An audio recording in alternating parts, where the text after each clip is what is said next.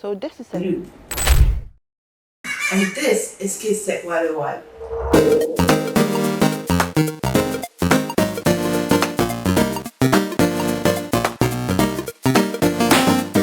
So what is a loop? A loop is like a repetitive task in programming. It allows a set of instructions to be repeated multiple times until a certain condition is met. It's a way to make a computer perform the same action over and over without having to write the same code multiple times.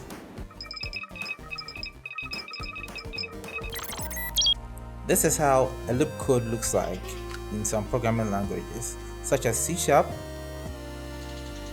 C++, TypeScript, and in Python. With the knowledge of a loop, let's try out some fun activities. Today, we'll be using the codeSpark app. It is the #1 app used to teach children the very basics of how to code, as well as create their own programs from scratch.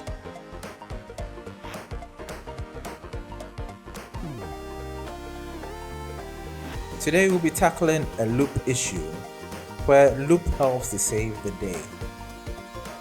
In this case, we want our construction worker to get to the hammer. The manual way would have been to put the crates on top of each other and then move to the hammer. But with the help of a loop, we'll be able to make this much easier. So we'll set our crates to move up 4 times using the loop, and to move forward, that is the character, 4 times also using the loop. Now let's see how that goes. So that's 1, that's 2, that's 3, and 4.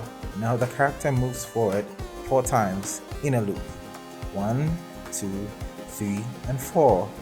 And we get our hammer.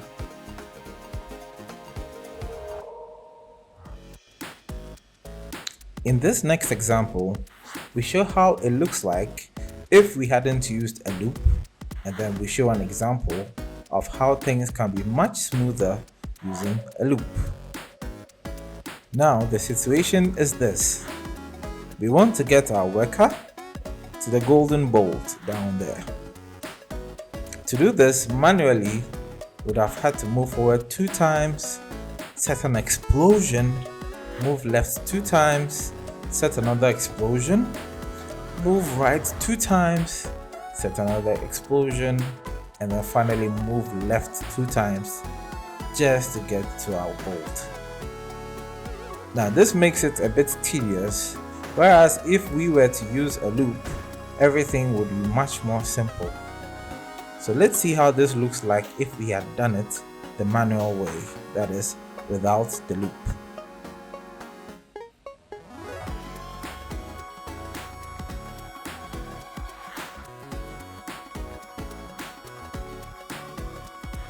Now let's try using a loop to get all this action done.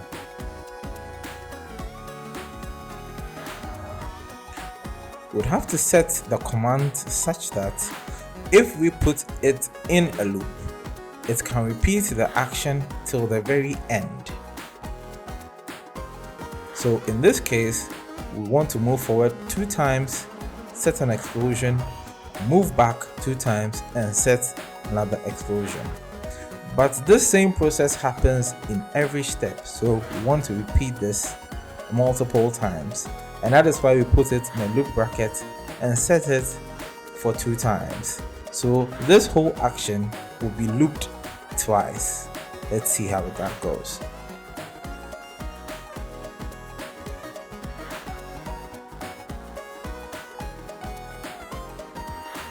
And with that, we successfully get to our golden bolt.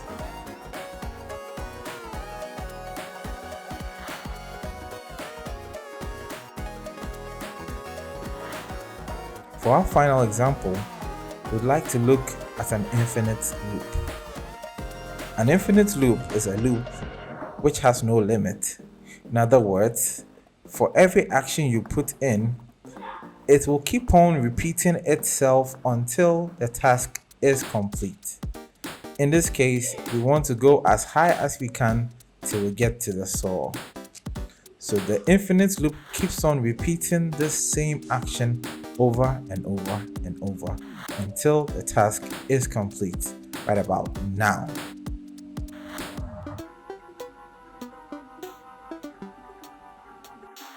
So, I hope you've learned about loops today. There are some things we do in our everyday lives that are loops. For example, brushing your teeth is an example of a loop. Walking to school is an example of a loop. Now, can you identify some loops in your life? Let me know in the comment section. That is it for today. I hope to catch you in my next video. Bye! Annyeong! Tschüss! Adios! Oh, I didn't mention my name. My name is Linda. My name is Linda and